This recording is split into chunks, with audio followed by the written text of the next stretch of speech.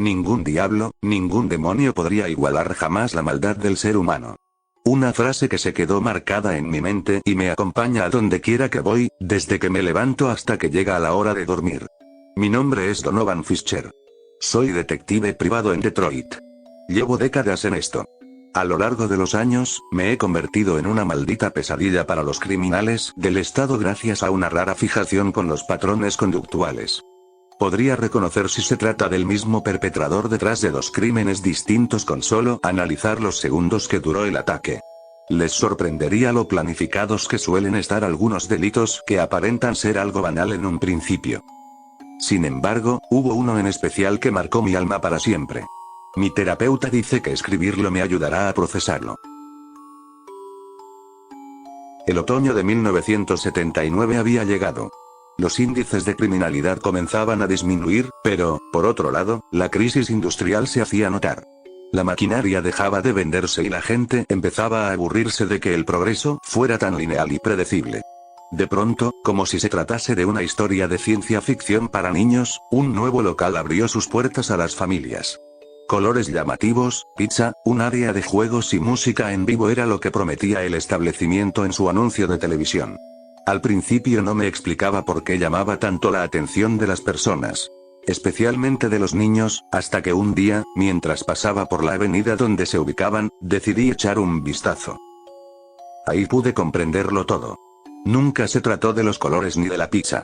Por la ventana se asomaban dos robots. Un gran oso dorado cantando rock, acompañado por un conejo, también dorado, que tocaba la guitarra. Me quedé perplejo. No era un concepto especialmente novedoso, pero definitivamente jamás se habían visto animatrónicos que funcionaran tan bien, en especial considerando sus enormes proporciones, siendo el oso el más alto de ambos. Leyendo los carteles del lugar, me enteré de que el oso se llamaba Fred Bear, mientras que el conejo respondía al nombre de Spring Bonnie. Pasaron los meses y el lugar se popularizó cada vez más. Venía gente de otros estados solo para ver el espectáculo en vivo. Les mentiría si dijera que yo no hice fila para escuchar a ese grandulón cantar algo de Queen mientras comía pizza de baja calidad y tomaba refresco rebajado. Al observar a los animatrónicos más a detalle, me percaté de que, exactamente cada 2 minutos, la voz del oso se distorsionaba considerablemente. Al terminar el show, el gerente del lugar subió al escenario para disculparse con el público. Explicó que las cajas de voz instaladas en cada uno se afinaban por sí solas antes de cambiar a la siguiente canción. Sin embargo, mientras decía esto, noté cómo los ojos de Fred Bear se movieron directamente hacia donde se encontraba el gerente. Incluso podría asegurar que él también se dio cuenta, pues apenas bajó del escenario, llamó de inmediato al técnico mientras le murmuraba algo. No le tomé mucha importancia en su momento. Aún me quedaban algunos casos por resolver, así que tomé mi viejo maletín y me fui del lugar, dejando unos $1 de propina. Unas cuantas semanas después, mientras investigaba un asalto a una tienda de barrio, me percaté de una nota de desaparición en los periódicos del mostrador. Se trataba de un trabajador de Fred Bears. Al leer el artículo con más detalle, me interesé profundamente en el caso. El desaparecido era Justin García, el ingeniero técnico encargado del mantenimiento de los animatrónicos. Al observar la fotografía por unos segundos, reconocí que era el mismo técnico al que el gerente había llamado aquella vez en que Fred Bear se comportó de manera extraña. Inmediatamente llamé al número anexado al pie de la nota. Contestó una voz femenina. Era la esposa de Justin. Más allá de proporcionarme su edad y la fecha en que lo vio por última vez, no pudo decirme mucho más, salvo una pista relevante. El día en que desapareció, se había quedado trabajando horas extras. Decidí que lo mejor era acudir al restaurante para obtener más información. Cuando llegué, la zona ya llevaba acordonada unas horas. Como tenía un par de contactos en la policía, entrar al lugar no me resultó difícil. Adentro, el jefe de policía y los criminólogos estaban completamente consternados. Habían analizado cada rincón y no existía rastro alguno de Justin ni de lo que pudo haberle pasado. No había señales de lucha, puertas forzadas, sangre, cabellos, nada. Estuve allí unas 6 horas tratando de encontrar algo, por más insignificante que fuese. A lo largo de mi carrera me había enfrentado a asesinos seriales y a genios del crimen, pero absolutamente todos terminaban dejando algún rastro, ya fuera por el ego de darle identidad a su delito o por un simple error de planificación. Jamás se me había escapado una pista, pero aquel día sentí el peso del fracaso sobre mis hombros. Regresé a casa abrumado, formulando mil hipótesis en mi mente. Tal vez Justin jamás llegó a la pizzería. Tal vez solo decidió huir y comenzar una nueva vida. No sería la primera vez que ocurría algo así. Mi mente seguía dándole vueltas al asunto, hasta que me asaltó un pensamiento absurdo. ¿Y si el oso se lo hubiera tragado? Una pequeña risa burlona escapó de mi boca apenas lo pensé. Definitivamente, no sé lidiar con la derrota. Estacioné el auto en el garaje, decidí relajarme y me acosté con la idea de dejar que la policía se encargara del asunto. Sin embargo, a la mañana siguiente, por más que intentara concentrarme en mi estudio con las decenas de casos inconclusos que tenía pendientes, ese maldito restaurante seguía apareciendo en mis pensamientos. Decidí acudir al local por segunda vez. Para mi sorpresa, ya no quedaba rastro de la policía. Solo estaban el gerente y unos cuantos trabajadores que conversaban acaloradamente, mientras otros alistaban el lugar para la reapertura. Me acerqué al gerente para hacerle unas preguntas. Al cuestionarlo sobre cuándo fue la última vez que vio al técnico, contestó de forma bastante tajante. Afirmó que Justin llegó a la pizzería a cumplir su turno, pero horas antes de terminarlo mencionó que se sentía enfermo y decidió retirarse a descansar, sin volver a aparecer. Luego le pregunté si había notado algún cambio en la personalidad de Justin antes de su desaparición. Esta vez, los ojos del gerente se clavaron en los míos. Con una voz mucho más suave y una mirada de preocupación, me confesó que, días antes de desaparecer, Justin le había dicho que escuchaba ruidos provenientes de Springbok cuando este se encontraba desactivado, algo parecido a lamentos o llantos. Intenté convencerlo de que solo se trataba de las cajas de voz, pero lo noté cada vez más nervioso y apático. El chico estaba paranoico. Ahora, si me disculpa, tengo un establecimiento que atender. Fue un placer, señor Donovan, concluyó. Apunté el testimonio en mi libreta y me marché. Al llegar a mi estudio, mi conclusión más lógica fue que Justin, en medio de un severo ataque de ansiedad, decidió alejarse de la fuente de su perturbación, los animatrónicos. De ser así, reaparecería en unos días. Pero había algo en mí que sabía que me estaba mintiendo a mí mismo. Por más ridículo que sonara, debía comprobar si las palabras de Justin eran verdaderas o una simple alucinación auditiva provocada por el estrés. ¿Pero cómo hacerlo? Entrar a Fredbear's durante la noche de forma ilegal sería un grave error que me llevaría a la cárcel y dejaría el caso inconcluso. Fue entonces cuando recordé haber escuchado a los empleados mencionar que el guardia de seguridad nocturno había renunciado. Eso significaba que pronto buscarían un reemplazo. Unas 2 mañanas después, mientras leía el periódico, encontré el anuncio que esperaba. Fredbear's and Friends solicita guardia de seguridad nocturno. Únete a la familia. Era mi oportunidad. Sabía perfectamente que el gerente me recordaría si escuchaba mi nombre, así que me presenté utilizando mi segundo nombre y el apellido de mi madre. Es un placer conocerlo, señor Lewis. Su currículum es impecable para este trabajo. Le prometo que no se arrepentirá de pertenecer a la familia de Fredbear's and Friends, me dijo el jefe de seguridad antes de extenderme un contrato por una semana. Estreché su mano y firmé sin titubear. Justo antes de salir de la oficina, el jefe añadió: grabaré unas cuantas cintas de introducción y apoyo para ti. Yo también estuve en el turno nocturno. No hay nada de qué preocuparse. Asentí y me marché. Mi plan marchaba a la perfección. Bajo el puesto de guardia, nadie sospecharía que estaba husmeando en los animatrónicos. El resto de la semana transcurrió con normalidad. El domingo anterior a mi primer día me sentía inusualmente nervioso. Descansé todo lo que pude. Sabía que no podía permitirme pestañear a mitad del turno o me despedirían de inmediato. Finalmente, llegó el momento. Mi reloj marcaba las 10 p.m. cuando me alisté. Camisa blanca, corbata, pantalones de sastre, zapatos limpios y un gran gafete que me acreditaba como el guardia nocturno a partir de las 12 a.m. Como era un turno de 6 horas, decidí llevar mi libreta para avanzar con la investigación. Al llegar, el guardia de día me entregó las llaves del sitio. Antes de marcharse, me advirtió con insistencia que por nada del mundo me durmiera en ningún momento del turno. Asumí que se debía a las estrictas políticas de la empresa. Cerré el lugar bajo llave, me preparé un café y me dirigí a la oficina. El establecimiento entero resultaba bastante escalofriante sin personas ni música rock sonando a todo volumen. En medio de aquel silencio, solo se escuchaba el zumbido de las pocas luces encendidas, el crujir de mis pasos sobre la losa fría y los lejanos ruidos urbanos del Detroit de madrugada. Llegué a mi oficina a las 12 am en punto. Era una pequeña sala de 2 metros por 2, equipada únicamente con un escritorio, una computadora enfrente y varios pósteres de Fred Bear esparcidos por las paredes. Lo que de inmediato llamó mi atención fue la puerta. Estaba construida de puro acero, se veía extremadamente pesada y funcionaba mediante un mecanismo hidráulico activado por botones desde el escritorio. Parecía una medida de seguridad exagerada para una simple pizzería. Mi fijación con la puerta se vio interrumpida por el repentino timbre del teléfono, que me hizo dar un pequeño salto por la sorpresa. Recordé las palabras del jefe de seguridad y contesté. Un mensaje de voz comenzó a reproducirse automáticamente. ¿Hola? ¿Qué tal? Bienvenido a la familia. Es un placer tenerte aquí. Mira, esto es Fred Bear & Friends, el estándar de oro del entretenimiento familiar. Tu trabajo es sencillo. Vigila que nadie entre y que nada salga. Tienes una puerta de seguridad a tu derecha. Es un modelo de pánico experimental. La gerencia la instaló por si acaso el sistema de ventilación falla, o si algún bromista decide quedarse después del cierre. Úsala con sabiduría. La batería de reserva es algo vieja. Sobre los animatrónicos. Fredbear y Spring Bonnie son lo último en tecnología. Si los ves moverse en el escenario, no te asustes.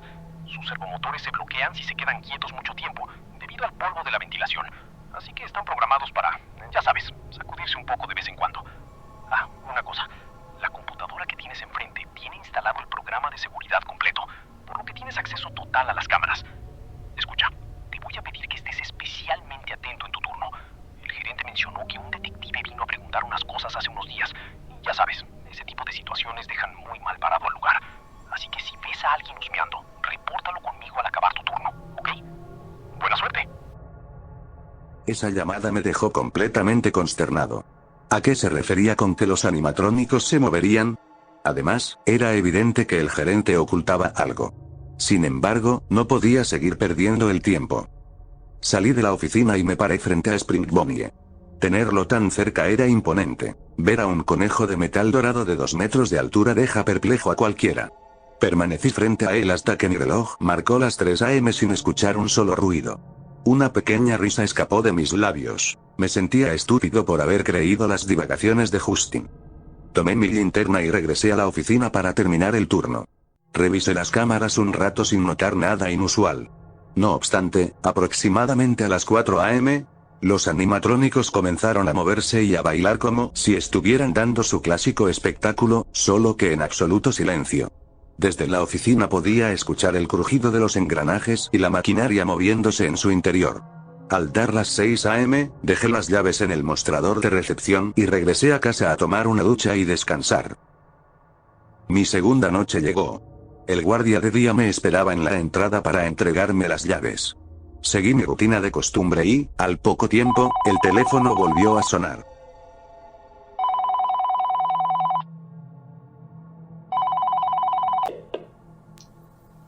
¿Hola? Sí, noche 2. Más bien. Oye, recibí un par de quejas sobre, el olor cerca de la zona de los congeladores.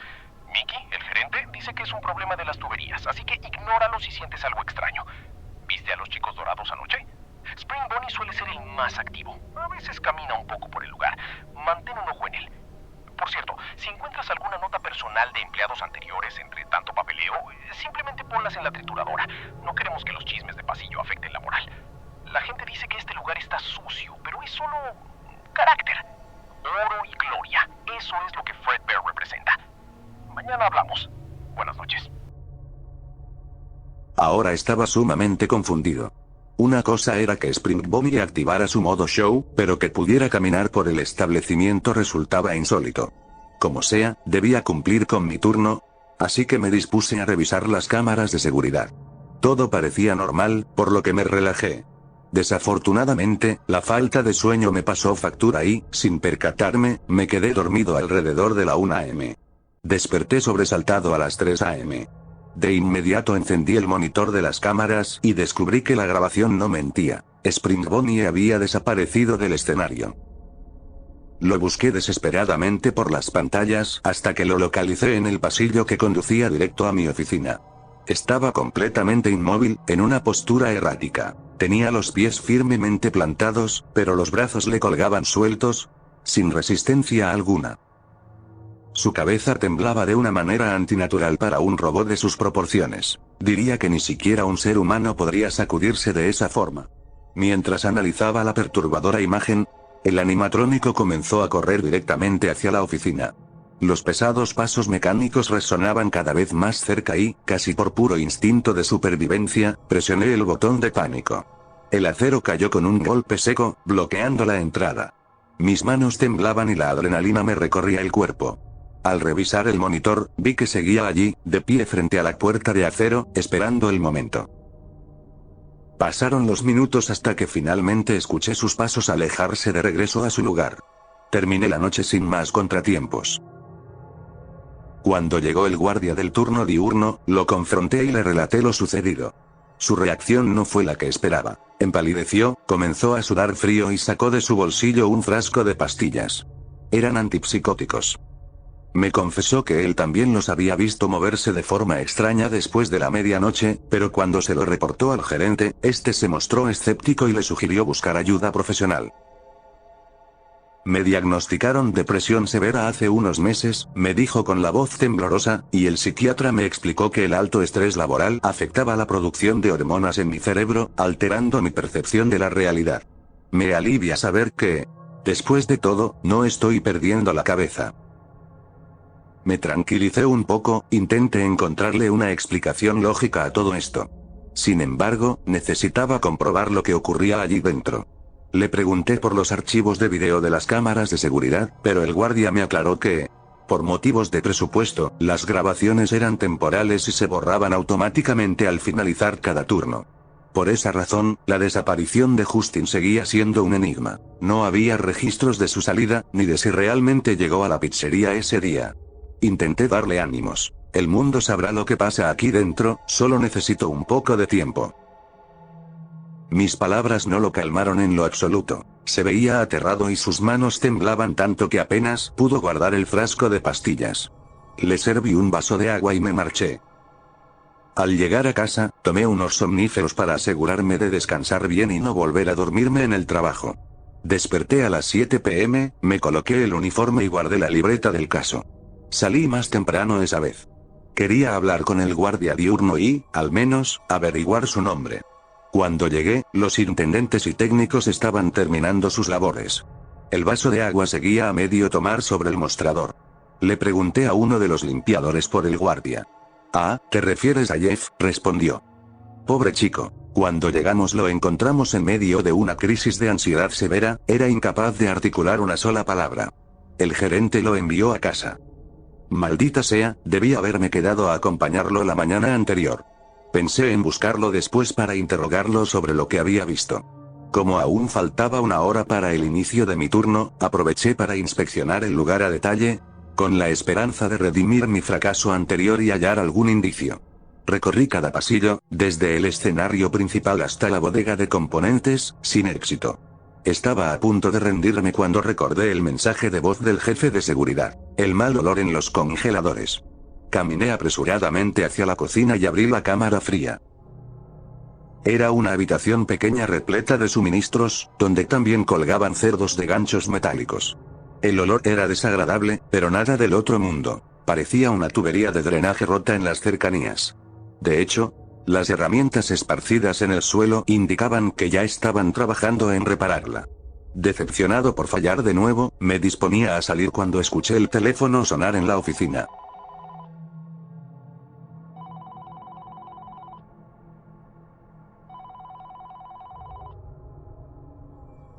Miré mi reloj de muñeca. Eran las 12:10 am.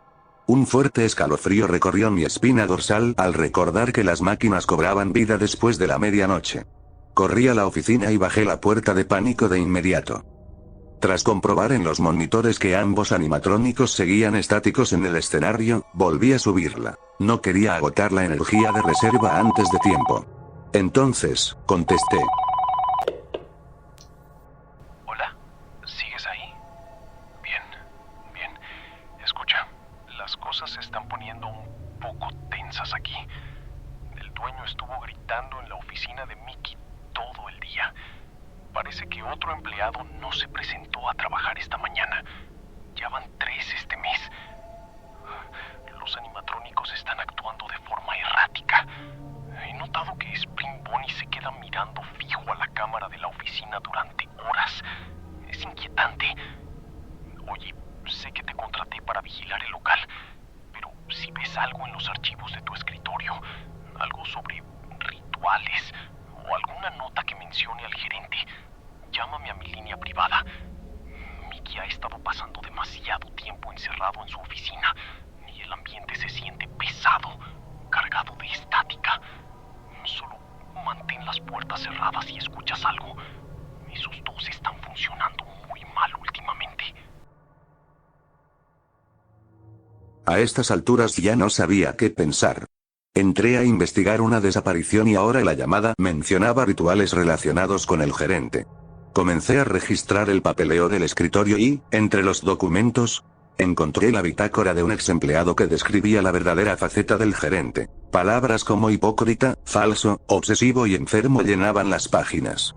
Mi búsqueda fue interrumpida por el sonido de metal arrastrándose a la distancia. Eran las 12:40 am. Busqué a Spring Bonnie en las pantallas y lo localicé en la cocina, inmóvil, mirando directamente a la lente de la cámara. El miedo comenzó a apoderarse de mí.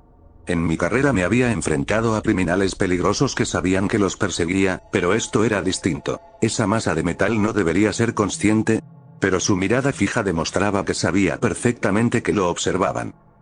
La señal de la cocina comenzó a parpadear hasta quedar inhabilitada. Cambié rápidamente de toma y lo vi corriendo a toda velocidad por el pasillo hacia la oficina. El pánico no me impidió presionar el botón.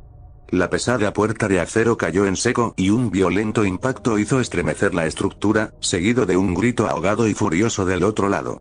El animatrónico estaba frustrado.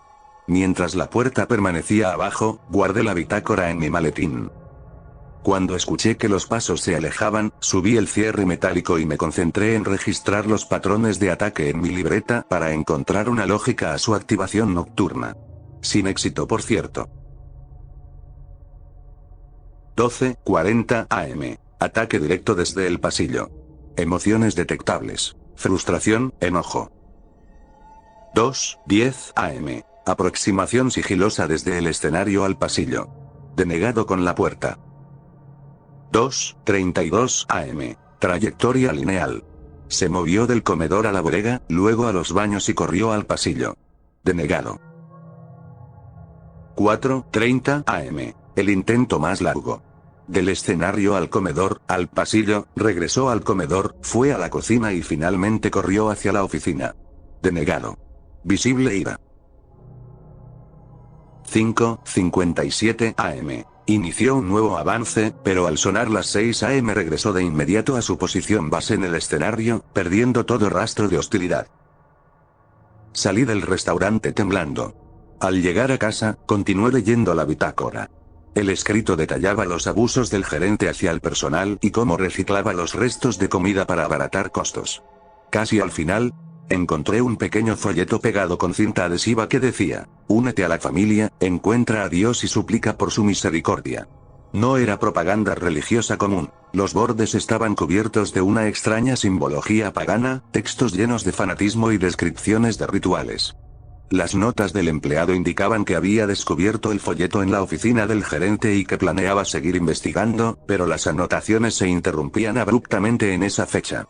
Consumido por el estrés, tomé mis somníferos y me quedé dormido. Desperté a las 8:30 p.m. Me alisté, tomé un termo de café y mi linterna, y me dirigí al local.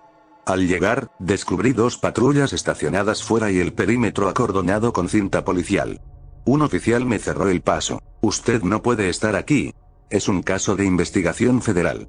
Tuve que mostrar mi placa de detective privado y explicar que era el guardia nocturno para que me permitieran avanzar. Solo nos enviaron a resguardar la zona, me susurró uno de los agentes, pero el FBI estuvo aquí por la tarde. Mi mirada se dirigió instintivamente al escenario. Spring Bonnie ya no estaba. Me alteré y comencé a preguntar a gritos por el animatrónico, ganándome miradas de hostilidad de los oficiales.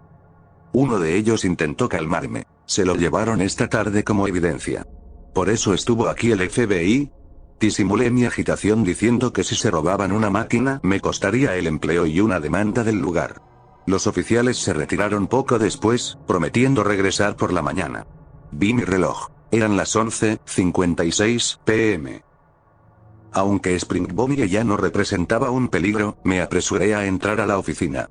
Tomé un sorbo de café y, a los pocos minutos, el teléfono sonó. ¿Estás ahí? Dios, no vas a creer lo que pasó hoy. Vinieron a desarmar a Spring Bonnie para un mantenimiento de rutina. Había algo adentro. O lo que quedaba de alguien. Estaba entrelazado con los resortes mecánicos. El olor. Jesús, el olor cuando abrieron el pecho del animatrónico. La policía se lo llevó como evidencia. Solo queda Fred Bear en el escenario. En verdad, escucha bien. Fred Bear comenzó a comportarse de forma errática esta mañana. Fue el primero en recibir mantenimiento y, se supone, estaba desactivado. Pero mordió a uno de los técnicos. Casi le arranca el maldito brazo. Escúchame. Cuídate, ¿quieres?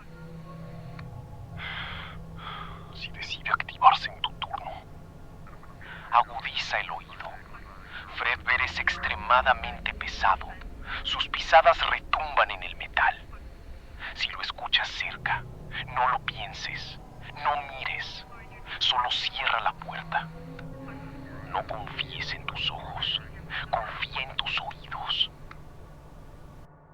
Apenas colgué, un fuerte golpe a la distancia anunció el inicio de la noche. Revisé las cámaras y el escenario estaba vacío. Busqué por todo el local hasta que, en la oscuridad de la bodega de componentes, distinguí dos pequeños puntos blancos que brillaban con intensidad. Era Fred Bear, acechando entre las sombras. La estática comenzó a distorsionar la imagen, señal de que se estaba moviendo. De pronto, experimenté una intensa descarga eléctrica recorriéndome el cuello, esa inequívoca sensación primitiva de estar siendo observado. Volteé hacia el pasillo y lo vi. Unos ojos brillantes me miraban fijamente desde la penumbra. Reaccioné al instante y presioné el botón de la puerta, pero Fred Bear fue más rápido y logró interponer su mano de metal. Los motores hidráulicos gimieron bajo el esfuerzo, intentando aplastar la extremidad que se asomaba en la oficina, la cual temblaba con una fuerza que parecía combinar metal con tendones orgánicos. Afortunadamente, la maquinaria de la puerta venció y se cerró por completo. Unos golpes brutales sacudieron el acero antes de que escuchara al coloso retirarse. Ese error de preferir las cámaras en lugar de escuchar casi me cuesta la vida, y el esfuerzo técnico consumió la mitad de la batería de reserva. A los pocos minutos, las pesadas pisadas metálicas volvieron a resonar, retumbando en la estructura del local.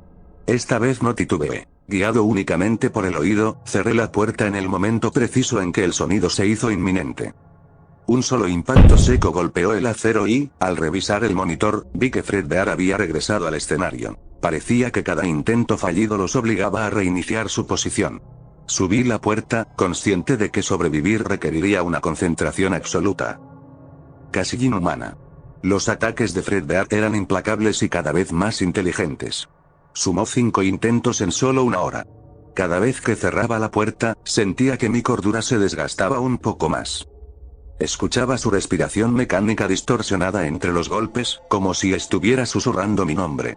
Terminé el turno con la batería de la oficina al 3%, sudando frío y con las manos temblando tanto que apenas podía sostener la libreta. Al llegar a casa, me senté en el estudio a examinar la bitácora, pero el agotamiento me venció. Me despertó el sonido del fax imprimiéndose en el escritorio. El documento leía: Fred Bears and Friends agradece sus servicios. Por motivos completamente ajenos a la empresa, nos entristece anunciar el cierre definitivo de nuestras instalaciones al público. No podía permitir que se lavaran las manos tras todo lo que había sucedido en sus instalaciones. Sabía que, si dejaba pasar los años, la gente lo olvidaría y reabrirían el lugar. Lo que sea que habitara en esas máquinas no descansaría. Todo debía terminar. Todo debía arder. Esperé a que diera la medianoche para evitar a la policía. Me puse mi vieja gabardina, metí la libreta en el maletín, agarré un bidón de gasolina y una caja de fósforos. Cuando llegué al restaurante, arranqué las cintas de precaución con las manos temblando de pura adrenalina. Eran las 12:20 am. Corrí directo a la oficina y, para mi sorpresa, el teléfono volvió a sonar en el local supuestamente clausurado. Contesté con la respiración agitada.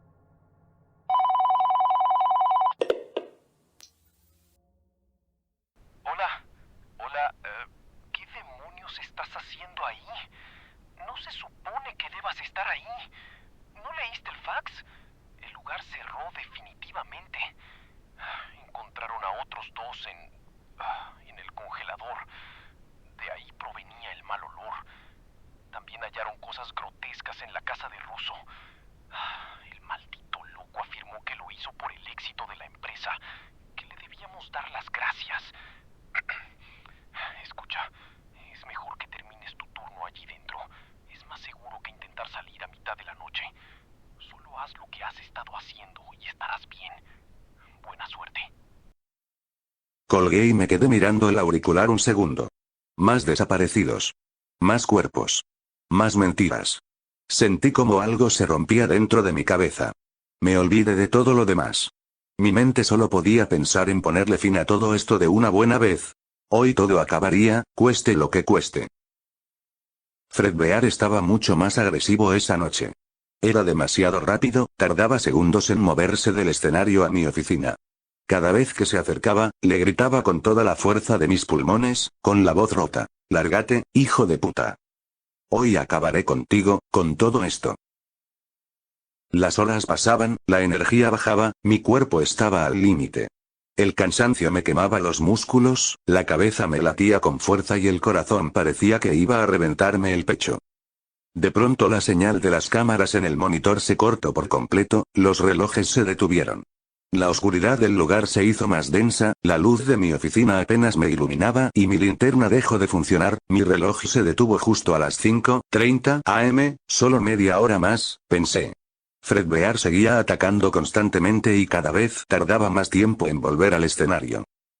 Una frecuencia corrupta comenzó a filtrarse desde el auricular del teléfono, degradando la línea en un bucle de voz incomprensible. Al mismo tiempo, la señal del monitor parpadeó con violencia hasta que la estática dibujó la silueta fija de un ojo inmenso, grabado en el fósforo de la pantalla como una quemadura que me observaba desde el otro lado de la señal. Entonces, el pasillo exterior escupió un alarido espantoso, una aberración que mezclaba el chirrido de metal oxidado con un quejido puramente humano, devorando la distancia hacia mí a toda velocidad. El pánico me obligó a reaccionar por puro instinto de supervivencia. Me arrojé con desesperación sobre el botón de pánico, pero los incesantes ataques de Fred Bear contra mí finalmente habían dado frutos. En el instante que intenté cerrar la puerta de nuevo para interponer el acero entre esa cosa y yo, el mecanismo emitió un chasquido seco y muerto. Al levantar la mirada, un frío vacío me congeló el estómago. Me percaté de que la energía se había agotado por completo, dejándome a oscuras y completamente expuesto. La oficina quedó completamente a oscuras. En esa penumbra absoluta, sin mi linterna y con el reloj inservible desde hacía rato, perdí por completo la noción del tiempo. Estaba completamente ciego. Mi único contacto con la realidad eran mis oídos. Las fuertes pisadas entraron a la oficina y se detuvieron en seco. El crujido hidráulico de sus pesadas articulaciones vibró directamente en el suelo, a escasos centímetros de donde yo estaba. No se movía. Transcurrió lo que pareció una eternidad en aquella inmovilidad absoluta. De repente, rompiendo la densa oscuridad, una línea de luz débil comenzó a recorrer el pasillo. El amanecer finalmente llegaba. La claridad del sol me reveló a Fred Bear, congelado a escasos centímetros de mí. Tenía la mandíbula desencajada y la mirada fija en mi rostro, pero sus ojos ya no emitían ningún reflejo. Solo quedaba eso, un cascarón mecánico, vacío e inerte. Me quedé sentado en la silla durante casi un minuto completo, respirando con dificultad, sin atreverme a creer que realmente había terminado. Se acabó, susurré con la voz rota. Sin dudarlo, vacié el bidón de gasolina sobre él y por todo el establecimiento. Saqué un fósforo, lo encendí y lo arrojé al combustible. Las llamas se propagaron en segundos, y en medio del fuego pude escuchar un chillido agónico y metálico proveniente de lo más profundo del lugar. Poco a poco mi visión se volvió borrosa. El calor, el humo y el agotamiento extremo me derribaron. Lo último que recuerdo es el crepitar del fuego y ese chillido cada vez más débil, ahogándose entre las llamas. Desperté en una cama de hospital. La cabeza me martilleaba con un dolor sordo y constante. Apenas pude abrir los ojos lo suficiente para ver a un detective de la policía sentado a mi lado, con cara impasible, esperando pacientemente a que recuperara la conciencia para comenzar el interrogatorio. No había escapatoria. No había forma de evadir la ley. Me procesaron y me sentenciaron por el incendio provocado, pasando un par de décadas en prisión hasta saldar mi deuda. Tras recuperar mi libertad, me retiré definitivamente como detective. Escribí libros sobre mis experiencias, omitiendo este caso porque sabía que lo tacharían de ridícula ficción. Ni yo mismo lo creería de no haberlo vivido en carne propia. Hoy, 40 años después de aquella noche de pesadilla, por fin llegó la noticia que necesitaba para poder dormir en paz. En la pantalla del televisor, la presentadora anunció: Michael Russo ha sido arrestado décadas después de los trágicos acontecimientos en Fred vs. Friends. El infame monstruo de Detroit fue capturado en un apartamento al sur de Los Ángeles, donde las autoridades descubrieron...